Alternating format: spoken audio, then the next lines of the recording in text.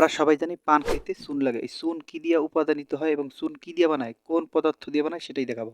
মনকে মন টনকে টন শামুক এনে এবং শামুক ভাঙা যেগুলো আছে মাছের খাওয়ানোর পর ঘেরপার থেকে শামুকগুলো আনা হয়। শামুকের পর জিনাই দিয়েও বানানো হয় এই চুন, এবং এই চুনের জন্য প্রতিবারের মতো এই খেঁচায় নিয়ে এ ধৌত করতে হয়, এবং কিছু শ্রমিক থাকে যারা মূলত এটা মাথায় নিয়ে এই পানিতে ভালো মতন ধৌত করে নিয়ে আসে চল্লির ভিতরে। চারিদিকে এই সাজানো গোছানো যে লাকড়ি দেখতেছেন, এই লাকড়ির ভিতরেই মূলত শামুক এবং জিনাই রাখা হবে। রাখানোর পরে এখানে দেওয়া হবে আগুন। আগুন দেওয়ার পরে তকতকে আগুনে পুড়ে খারখার হয়ে যাবে জিনাই। এই মোটরের সাহায্যেই চালানো হয় ধুমা। ধুমার পরে যখন আগুন দগদগে করে জ্বলে ওঠে, তারপর দিয়েই দেওয়া হয় লাকড়ি উপরে। লাকড়ি দেওয়ার পরে এক প্রকারে এই তারপরে ঝিনাই এবং শামুক পুড়ে একাকার হয়ে যায়। এখনও খাওয়ার উপযুক্ত এখন হয় নাই। বিভিন্ন বস্তা ভরে রাখা হয়। এই বস্তাজাত করা হয় এবং পরবর্তীতে এই জায়গাটিকে অন্য এক সেকশনে নেওয়া হয়। চুলার ওই জায়গা থেকে অন্য স্থানে আনা হয়। সেখানে গামলা বা একটি বলে করে মেশিনের ভিতরে দেওয়ার জন্য তারা প্রস্তুত হয়। ওই জায়গা থেকে এখানে আনা হয় হলারের ভিতরে এগুলো দেওয়ার জন্য, এবং হলারের ভিতর কিছুটা দেখতেছেন যে চুনের একটি আকার ধারণ করেছে। এরকমই অনেকটা 10-15 মিনিট ধরে এরকমই লাড়াচাড়া দিতে হয়, এবং বহুত পরিশ্রমের মাধ্যমে মূলত ফুটে ওঠে খাবার যোগ্য সেই চুন। এবং দেখতেছেন যে হলারটার ভিতরে দেখলে প্রথম মনে হয় যে কোনো দই বা মাখনের মতো, কিন্তু মানুষে এটা বুঝতে পারে না এটাই হয়তো মানুষের পানের সাথে খেতে হয়।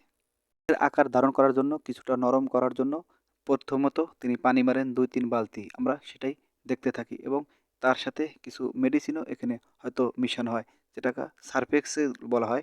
সার্ফ এক্সেল কিছুটা মিশিয়ে হোলারের ভিতর রাখা হবে, এবং কিছুক্ষণের মধ্যে দেখতেছেন যে একটা চুনের একটি আকার ধারণ করতেছে।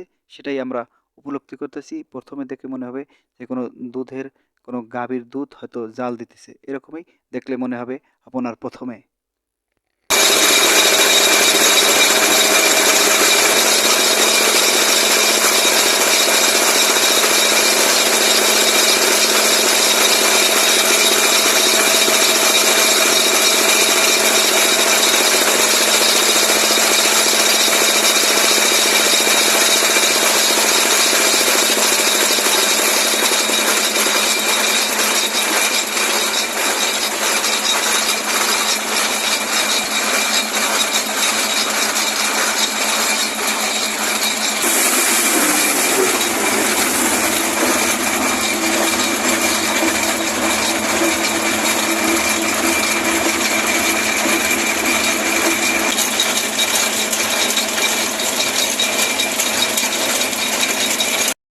সে চুন বানানো হয়ে গেল। এরকমই চুন বানানো মূলত হয়।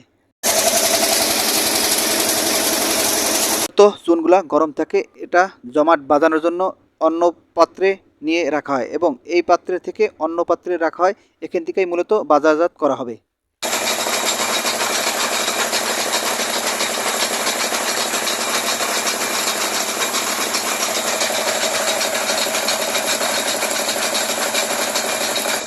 প্যাকেটিং করার জন্য দুটি শ্রমিক মূলত প্যাকেটিংয়ের কার্যক্রম চালিতেছে। এরকম করেই প্যাকেটিং করার পরেই বাজারজাত করা হবে, এবং বিভিন্ন ধরনের প্যাকেট করা হয়।